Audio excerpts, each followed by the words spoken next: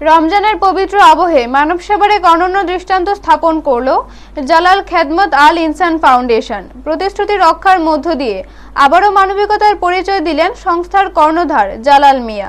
জানা যায়, সোনামুড়া দুর্গাপুর এলাকার তাহফিজুল কুরআন ও সুন্নাহ মাদ্রাসায় একটি মাহফিলে উপস্থিত হয়ে মাদ্রাসার ছাত্রদের পানীয় জলের সমস্যার কথা শুনেছিলেন জালাল মিয়া।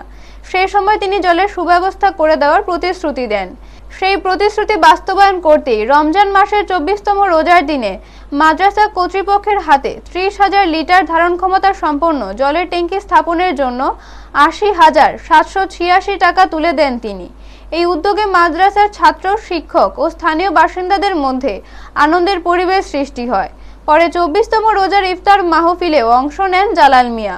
এই সময় উপস্থিত ছিলেন এলাকার প্রাক্তন মন্ত্রী ও রাজ্য মাইনরিটি মোর্চার সভাপতি বিল্লাল মিয়া, তিপ্রামথা মাইনরিটি সেলের সভাপতি শাহ আলম মিয়া সহ এলাকার অন্যান্য বিশিষ্ট ব্যক্তিরা।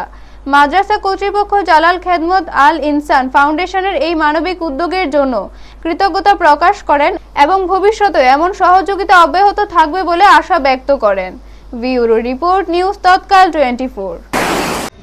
এখানে জলের সংকট সবসময় একটা সংস্থা থাকলে সংকট থাকে, থাকে। লাস্ট মাহফিলের সময় আমি সব থাকা অবস্থায় জালাল একটা ঘোষণা দিচ্ছিল এখানে জলের একটা ব্যবস্থা করব। সেখানে ওয়াদা মোতাবেক যে কাজটা করেছেন তার জন্য জালালকে ধন্যবাদ।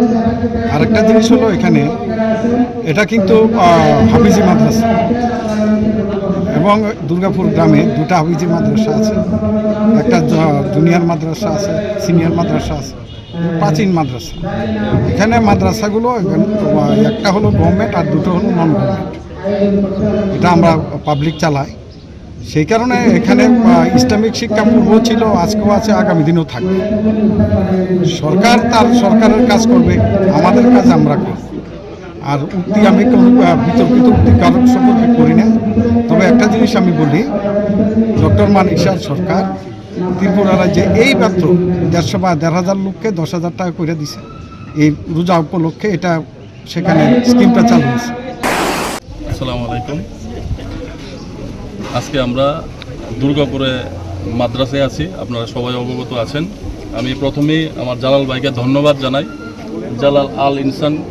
জালাল খেদমত আল ইনসান ফাউন্ডেশনকে ধন্যবাদ জানাই যে এরকম একটা পরিকল্পনা করার জন্য। আজকের দিনে আমরা ত্রিপুরা রাজ্যে দেখতে পাচ্ছি যে আমাদের ত্রিপুরা রাজ্যের মাদ্রাসাগুলোকে আমরা চাই যে আমাদের এক হাতে কোরআন আর এক হাতে কম্পিউটার থাক। মাদ্রাসায় শুধু যে ইমাম, অনেকেই বিভ্রান্তি সৃষ্টি করে যে মাদ্রাসাতে ইমাম তৈরি হয়, মাওলানা তৈরি হয়। মাওলানা ইমাম তৈরি হয়, তার সঙ্গে আপনারা জানেন যে আমাদের ভারতবর্ষের শিক্ষামন্ত্রী একজন মাদ্রাসার শিক্ষক ছিল, মাওলানা আবুল কালাম আজাদ। আমরা মাদ্রাসার শিক্ষাকে, যারা মাদ্রাসায় শিক্ষিত হয়, আমাদের সমাজকে পরিবর্তন একমাত্র মাদ্রাসায় শিক্ষিত হয়েই সমাজকে পরিবর্তন করা সম্ভব। আমাদের মাওলানা, আমাদের ইমাম সমাজের দিক প্রদর্শক এবং সামনের দিনে আমাদের সমাজকে আরও এগিয়ে নিয়ে যাবে। আমাদের বিশ্বাস, আমাদের ভরসা।